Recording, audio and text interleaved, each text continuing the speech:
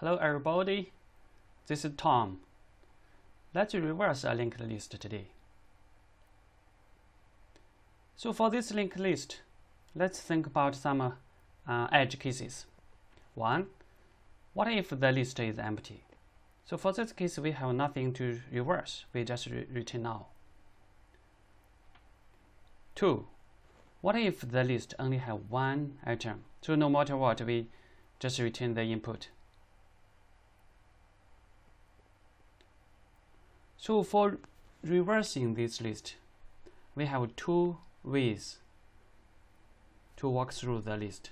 One is iteratively, the other is recursively. So yeah, let's discuss one by one.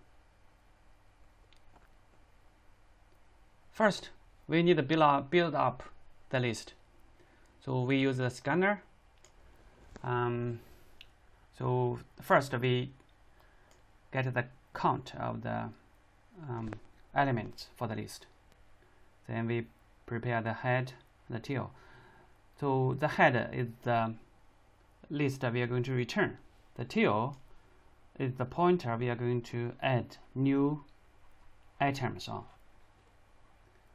So we use the while loop. We take item one by one. Then we create a new object for the node. If the head is null, so we make the node as the head. So we also maintain the tail.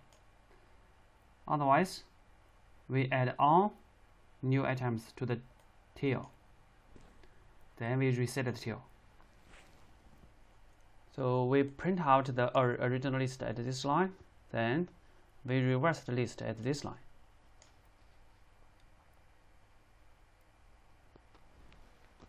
So here is the list node data structure. We have a value, we have a pointer to the next. So we have the construction function. So we just input the data, then build up the data. So by default, the next is null, so we don't have to do anything. So for the utility class, we have a print function. We are going to print out all the elements. So for this reverse list function is our implementation to reverse the list. So if the head is null, it's empty list, we return null. If the head.next is null, the list has one element only, so we return the head. So we create a dummy head. This is the head we are going to return after we reverse the list. So we check the head. We use the while loop. Check the head is not null. Then we put the head into a local variable. We create a new node list based on the data from the current node.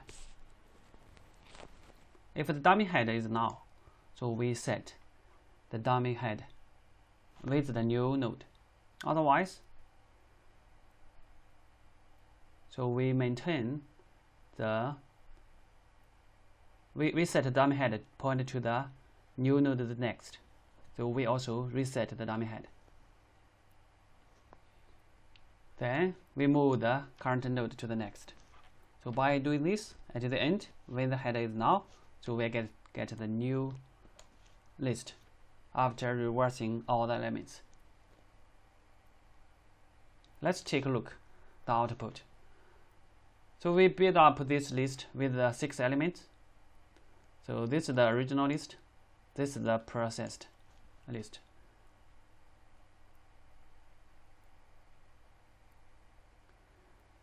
Yeah, previously we did the work by going through all the elements in a while loop.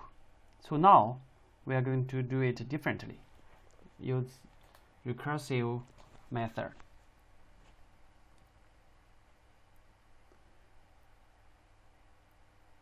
So we need a new function separately. So we reverse list recursively. So we have one head as the parameter and dummy head as another parameter. So we check if head is null, we just return the dummy head. So this logic is similar what we did in our while loop. So we are going to take the current node, the head, and build up a new node. And if the dummy head is null, so we set the dummy head with the new node. So otherwise, we make the dummy head as the next node of the new node. So then we reset the dummy head. Then we return the function itself. Keep doing this until the head is null.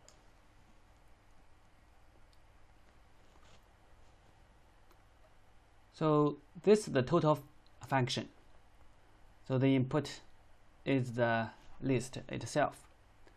So we will check if the head is null, we don't do anything, we just return null. If the head has one element, we just return the list. Then we define a dummy head. So we call this recursive function. At the end, we just return the dummy head. So we are going to achieve the same result like we did in the while.